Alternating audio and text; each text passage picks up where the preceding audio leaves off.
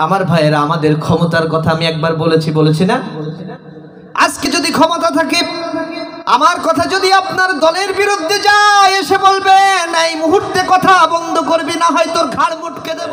একদিন তোমারই নাম মসজিদে হবে এলান। জোরে বলেন ঠিক কিনা? 2 দিন আগে আমার ঘাড় মটকাতে চেয়েছিলেন, আজকে আপনি লাশ। কোথায় আপনার ক্ষমতা?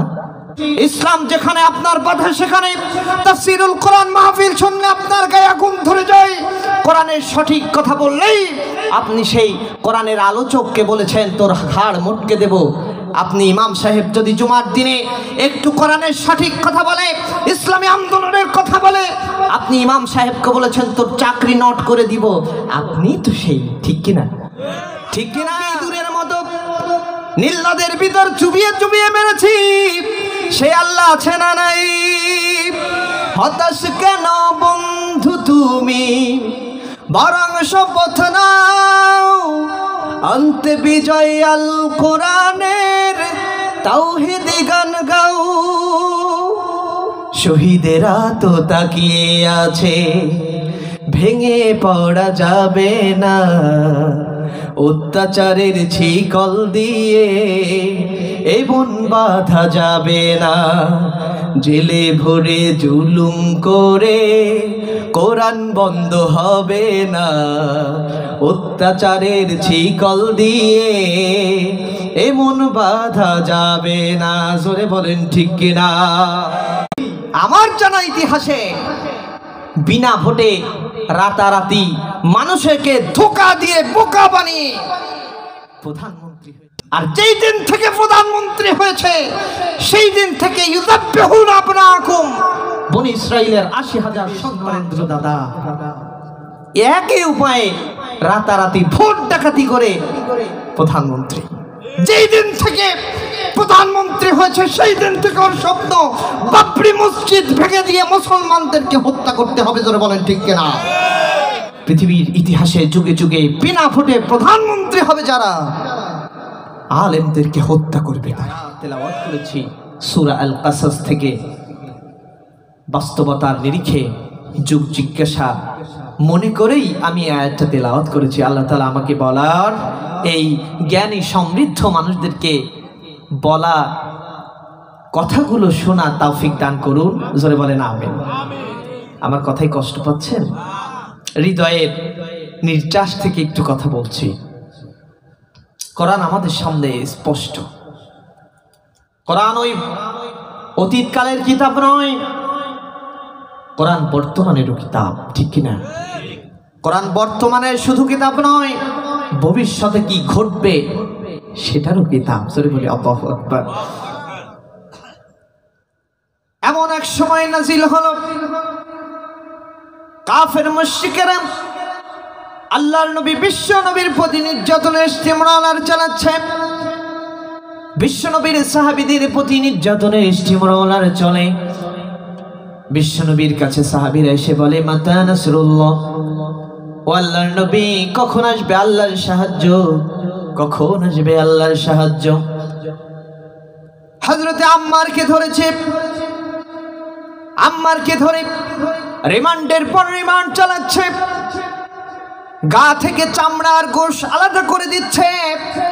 আম্মারকে আবু জাহেল, আবু সুফিয়ান, উতবা, সাইবার মতো মক্কার বড় বড় লিডারেরা বলছে, যতক্ষণ পর্যন্ত ইসলাম ত্যাগ না করবে তোকে এমন ভাবে রিমান্ড চালাবো। হযরতে আম্মার কথা বলতে পারে না। হযরতে আম্মার বেহুশ হয়ে পড়ে যায়। হুশ হয়, বলে আহাদ, আল্লাহ এক। জোরে বলেন আল্লাহু আকবার। হযরতে আম্মারের মা সুমাইয়া চলে এসেছে। এসে দেখে কলিজার টুকরা নয়নের মণি 10 মাস 10 দিন পেটে ধারা সন্তান। আম্মার কি কাফেরেরা নির্যাতন করেছে। নির্যাতন স্টিমরোলার সইতে না পেরে আম্মার একবার বেহুশ হয়ে যায়, আবার হুশ হয়। আম্মার তারপরে ইসলাম কবুল করেছে, ইসলাম ছেড়ে যায় নাই। জোরে বলেন আল্লাহু আকবার।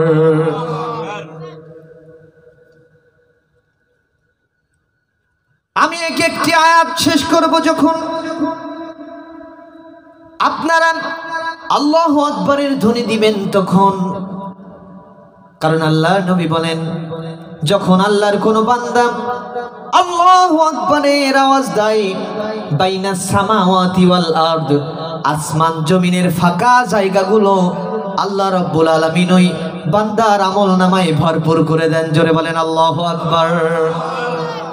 বিজ্ঞানের এই নিত্য নতুন দিনে সব থেকে নাম করেছেন যেই বিজ্ঞান, তার নাম হচ্ছে মহাকাশ বিজ্ঞান। আমেরিকার নাসা বৈজ্ঞানিকেরা বহুদিন চেষ্টার সাধ্য করে শুধুমাত্র চন্দ্র পর্যন্ত পৌঁছাতে পেরেছে প্রাণের ভাইরা আমার। কিন্তু আল্লাহর কোন গোলাম যদি একবার আল্লাহু আকবারের ধ্বনি মন থেকে দেয়, চন্দ্র সূর্য পাড়িয়ে সপ্ত আকাশ মারিয়ে সেই আওয়াজ আমার আল্লাহর আরশে মহল্লায় পৌঁছায় যায়। চিৎকার মেরে বলেন আল্লাহু আকবার। যে কথা বলতেছিলাম, কষ্ট হচ্ছে? হযরতে আম্মারের মা সুমাইয়া চলে এসেছে, এসে দেখেন কলিজার টুকরা নয়নের মণি আম্মারের উপর রিমান্ড চলে। রিমান্ডের পর রিমান্ড চলছে। আম্মার ইসলাম ত্যাগ করে নাই, ইসলামের ঝান্ডাটা বুকের সাথে ছড়িয়ে দিয়েছে। কালেমার প্রেমে পাগল হয়ে হযরতে আম্মার রাদিয়াল্লাহু তাআলা আনহু ইসলাম ছাড়তে রাজি না, জীবন দিতে রাজি। ওরা বলেছে ইসলাম ছাড়বি না জীবন দিবি। আম্মার ঘোষণা করেছে ইন্না সালাতি ওয়া নুসুকি ওয়া মাহইয়ায়া ওয়া মামাতি লিল্লাহি রাব্বিল আলামিন।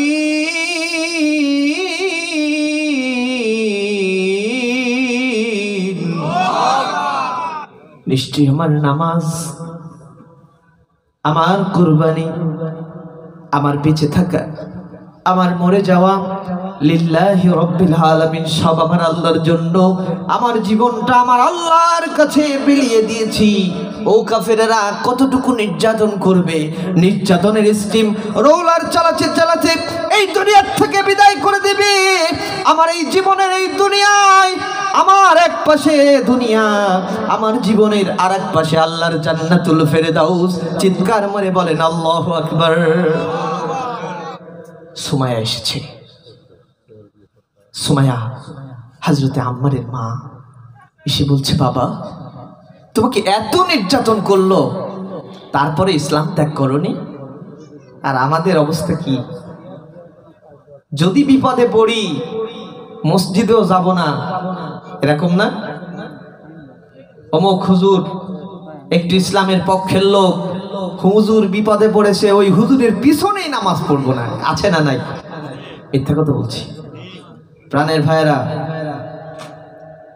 ইসলাম যেখানে আমরা থাকবো সেখানে। আসুন, আমাদের ক্ষমতা, অনেক ক্ষমতা, আমার দেশে ক্ষমতার কোনো অভাব। কিছুদিন আগে এক টাকলার আবির্ভাব হলো, বলল রাষ্ট্র ধর্ম ইসলাম থাকবে না। নাউজুবিল্লাহ বললেন না? ইসলাম কি ওর বাপের দেওয়া সম্পদ? ইসলামকে বাদ দিতে চেয়েছে আল্লাহ, বোল্ড আউট করে বাংলাদেশ থেকেই ওরে বাদ দিয়ে দিয়েছে। জোরে বলেন ঠিক কিনা? যুগে যুগে ইসলামের বিদ্বেষী হবে যারা, এই জাতির কাছে অপমানিত, পদদলিত এবং জুতা পিটা খাবে তারা। জোরে বলেন ঠিক কিনা? আমার ভাইরা আসুন, সূরা আল কাসাসের প্রেক্ষাপট বলছি, কষ্ট হচ্ছে? আম্মারের মা সুমাইয়া এসে দেখে যেই ছেলেকে আমি 10 মাস 10 দিন পেটে ধারণ করলাম, সেই ছেলেকে এমন ভাবে মারতে পারে? মা এসে প্রতিবাদ করছে, ও কাফেরেরা, আমার সন্তান কি অপরাধ করেছে? কেন মারছো আমার সন্তানকে? আমি তো ছোট্টবেলা থেকে ওকে স্নেহের কোলে লালন পালন করেছি, 10 মাস 10 দিন ওকে পেটে ধারণ করেছি। দুনিয়া আসার পরে আমি রাত্রের বেলা কখনো ঠান্ডা লাগতে দেই নাই। এই তো আমার সে আম্মার, আর তোমরা ইচ্ছা মতন পিটাচ্ছ। আম্মারের কানের কাছে মুখ লাগিয়ে হযরতে সুমাইয়া বলছে, বাবা তোমাকে এত পিটিয়েছে, তারপরে ইসলাম ত্যাগ করনি? আমার পেট আজ ধন্য হয়েছে। জোরে বলেন আল্লাহু আকবার। বাবা, তোমার গায়ের চামড়া আর গোশ আলাদা হয়ে গেছে, তারপরে ইসলামকে ত্যাগ করোনি। আমি আজকে ধন্য হয়ে গিয়েছি যে তোর মতন একটা সন্তানকে আমার পেটে ধারণ করেছিলাম। বাবা, আমি তোমাকে বলছি, জীবন যাবে, ইসলাম ত্যাগ করো না। চল বলেন আল্লাহু আকবার। নরপিশাচ আবু জেহেল এই কথা শুনতে পেয়েছে, হযরত সুমাইয়ার বুকের উপর একটা লাথি মেরেছে। সুমাইয়া চিৎ হয়ে পড়ে গিয়েছে। বল্লমটাকে উঁচু করে হযরত সুমাইয়ার লজ্জাস্থানে আঘাত করেছে। রক্ত ছড়তে ছড়তে হযরতে সুমাইয়া দুনিয়া থেকে বিদায় নিয়েছে। হযরতে আম্মার বেহুশ হয়ে পড়ে আছে। আম্মারের বিদায় আসার ছুটতে ছুটতে চলে এসেছে। আমার প্রাণ প্রিয়া প্রিয়তমা স্ত্রী আজকে দুনিয়ায় নাই, মেরে ফেলেছে ওই কাফেরেরা। ইয়াসার এসে বলছে, ও কাফেরেরা, আমার সন্তান কি অপরাধ করলো? কেন এমন ভাবে মারছ? আমার স্ত্রীকে কেন দুনিয়ার থেকে বিদায় করে দিলে? এইবার কাফেরেরা বলছে, ইয়াসার রে, তুমিও কি ওই দলের নাকি? ইয়াসার বলছে, হ্যাঁ, আমি ইসলামটাকে কবুল করেছি, কালেমার পতাকা উড়াতে চাই। এই সমাজে তোমাদের তৈরি করা আইন চলবে না। এই সমাজে আল্লাহর জমিনে আল্লাহর দ্বীন কায়েম করতে হবে, এই শপথ নিয়েছি আমিও। হযরতে ইয়াসারের 4 হাত পা বেঁধে ফেলেছে। 4 হাত পা বেঁধে চারদিকে তেজস্ব মরু আরবের তেজস্ব উট ছেড়ে দিয়ে বলেছে, ইয়াসারের তাকিয়ে দেখো, চারিদিকে উট ছেড়ে দিয়েছে। এই মুহূর্তে যদি ইসলাম ত্যাগ না করো, তোমাকেও কিন্তু 4টা খণ্ড করে এই মক্কা নগরীর অলিতে গলিতে এই উটগুলো টেনে তোমার এই শরীরটাকে কিন্তু হায়নায় খেয়ে ফেলবে, হিংস্র প্রাণী দিয়ে খাওয়াবো। ইয়াসার, এখনো সময় আছে, ইসলামটাকে ত্যাগ করো। ইয়াসার বলল, আমার এই জীবনটা তো সেই দিন আল্লাহকে দিয়ে দিয়েছি যেদিন আমি কালেমা পড়েছি। এই কথা বলে হযরতে ইয়াসারও দুনিয়ার থেকে বিদায় নিয়ে গেল, ইসলাম থেকে এক চুল পরিমাণ সরে যায় নাই। হযরতে আম্মার কাঁদতে কাঁদতে বিশ্বনবীর কাছে গিয়েছে, কি বলছে, ইয়া রাসূলুল্লাহ, মাতা নাসরুল্লাহ, আল্লাহর সাহায্য কখন আসবে? আমার মাকে দুনিয়ার থেকে বিদায় করেছে, পিতাকে বিদায় করে চিরয়তীম আমি। আমরা তো এই সমাজে টেন্ডারবাজি, চাঁদাবাজি, গুম খুন কিচ্ছুই করিনি।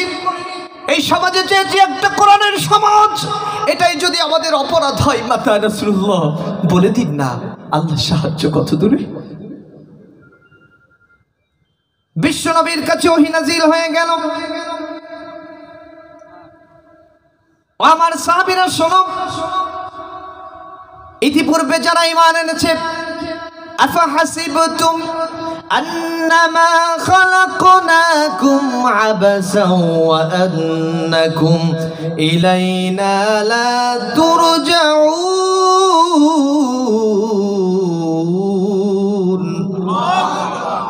মানুষের তোমরা মনে করেছো নাকি ঈমান আনলেই তোমরা ছাড় পেয়ে যাবে? ঈমান আনলেই ছাড় পাবে না। আমি আল্লাহর কাছে পরীক্ষা দিতে হবে।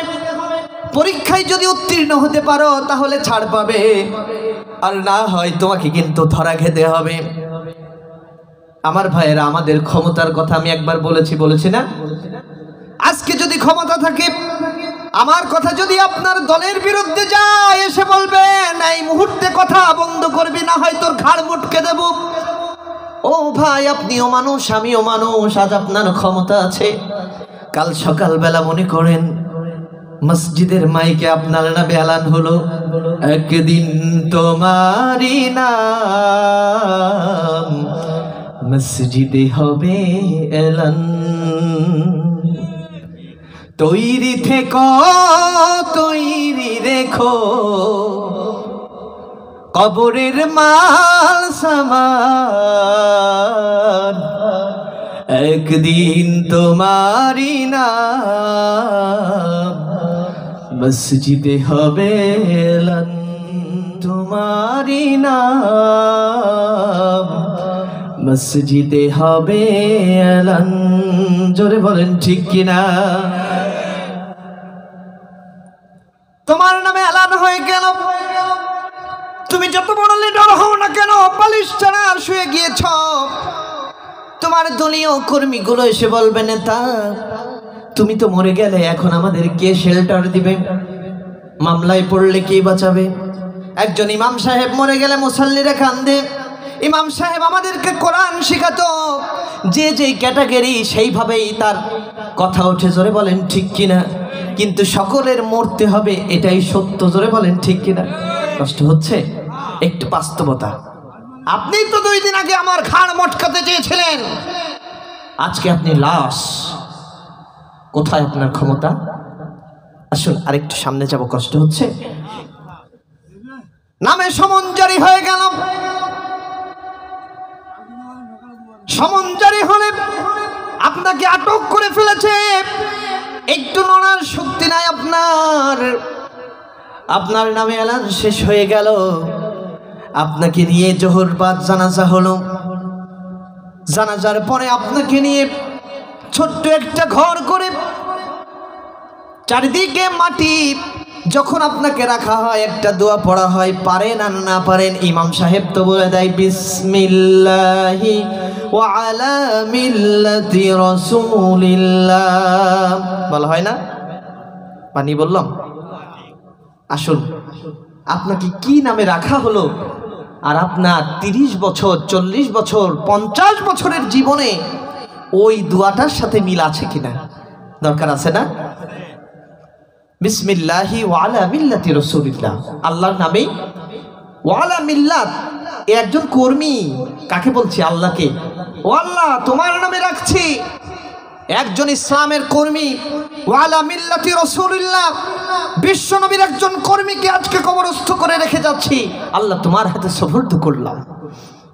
কিন্তু দেখা যাচ্ছে আপনার আমার জীবনের 30 40 50টি বছর কেটেছে ইসলামের বিদ্বেষী। ইসলাম যেখানে আপনার বাধা, সেখানে তাফসীরুল কোরআন মাহফিল শুনলে আপনার গায়ে আগুন ধরে যায়। কোরআনের সঠিক কথা বললেই আপনি সেই কোরআনের আলোচককে বলেছেন তোর হাড় মটকে দেব।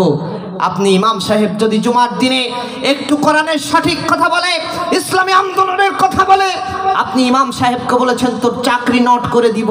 আপনি তো সেই, ঠিক কিনা? ঠিক কিনা? আপনাকে যদি বলা হয় রাসূলের একজন কর্মী, রাসূলের কর্মী আপনি নাকি রাসূলের দুশমন আপনি, জোরে বলেন ঠিক কিনা? আর নিচে না লাগবে? এই মাহফিল থেকে আজকে সিদ্ধান্ত নিন, ইসলাম বিদ্বেষিতায় জীবন কাটিয়েছি, আজ রাতে আমার যদি মৃত্যু হয় কি জবাব দিব আমি? চোখ বুজে দেখুন তো, জবাব দেওয়ার কিছু আছে? কষ্ট হচ্ছে নাকি? দুঃখ পাচ্ছেন?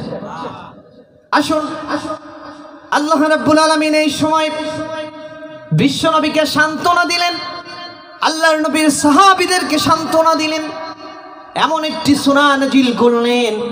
আল্লাহ রাব্বুল আলামিন ওই মক্কার প্রভাবশালী আবু জাহেল, আবু সুফিয়ান, উতবা, শাইবা, ওয়ালিদ ইবনে মুগীরা, এই সকল বড় বড় নেতাদেরকে আল্লাহ রাব্বুল আলামিন বিশ্ব নবীকে চিহ্নিত করে পূর্ববর্তী নেতাদেরকে একটু পরিচয় করিয়ে দিলেন। ও নবী শোনো, আবু জাহেল, আবু সুফিয়ান, উতবা, শাইবা কতটুকু নেতা, তার থেকেও বড় বড় ইসলাম বিদ্বেষী এই পৃথিবীর বুকে এসেছে। আমি আল্লাহ তাআলা কাউকে জুতা পিটা করে দুনিয়ার থেকে বিদায় নিয়েছি, সে আল্লাহ আছে না নাই? আমি কাউকে ইঁদুরের মতো নীল নদের ভিতর চুবিয়ে চুবিয়ে মেরেছি, সে আল্লাহ আছে না নাই? হতাশ কেন বন্ধু তুমি, বরং শপথ নাও, অন্তে বিজয় আল কোরআনের তাওহীদি গান গাও। শহীদেরা তো তাকিয়ে আছে, ভেঙে পড়া যাবে না, অত্যাচারের ছিকল দিয়ে এ বন বাঁধা যাবে না, জেলে ভরে জুলুম করে কোরআন বন্ধ হবে না, অত্যাচারের ছিকল দিয়ে এমন বাধা যাবে না। জোরে বলেন ঠিক কিনা? আল্লাহ রাব্বুল আলামিন বলছেন,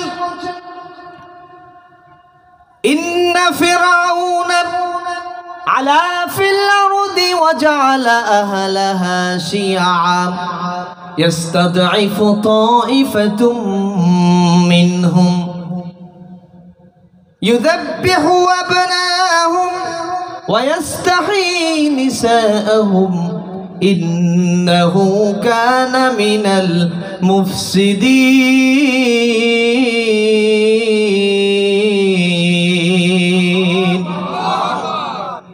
আল্লাহ তাআলা পরিচয় করে দিচ্ছেন বিশ্বনবীকে, ইন্না ফিরআউন আলা ফিল আরদ। একটু খেয়াল করবেন, আপনার জীবনে যাকে আদর্শ মানছেন, যাকে নেতা মানছেন, আপনার সে নেতার আদর্শ যদি ফেরাউনের আদর্শের সাথে এক হয়ে যায়, আজকের থেকে সিদ্ধান্ত নিতে হবে ওই নেতা আনুগত্য করব। সূরা আল কাসাস থেকে কথা বলছিলাম, ইন্না ফিরআউন আলা ফিল আরদ। ফেরাউনের আদর্শ হচ্ছে সে জমিনে ওয়াজআলা আহলাহা শিয়আ, মানুষের ভিতর বিভিন্ন গ্রুপিং তৈরি করে ফেলে। ইউযাব্বিহু আবনাআহুম, সত্যের পক্ষের মানুষদেরকে জবেহ করে, গুম করে, খুন করে আর হত্যা করে। কার আদর্শ? ফিরআউনের আদর্শ। ইন্নাহু কানা মিনাল মুফসিদিন। ফিরআউন হচ্ছে একটা ফাসাদ সৃষ্টিকারী। আমাদের আজকের এই যে মাহফিল, বড় বড় আলেমরা এখানে বসে আছেন, এই আশঙ্কা কি করতে পারছি একজন আলেম এসে বলছে আমার ছাত্র তুল্য, ও অত বড় চেয়ারে বসলো কেন, ওকে ধরে পিটান দিতে হবে, এরকম কোনো ঘটনা ঘটেছে? কিন্তু দেখুন, আমার দেশে কিছু সোনার ছেলেরা আছে, একই দল করে, একই মতের অনুসারী, একই দলের ভিতরে গ্রুপিং করে কত মানুষের জীবন চলে যায়।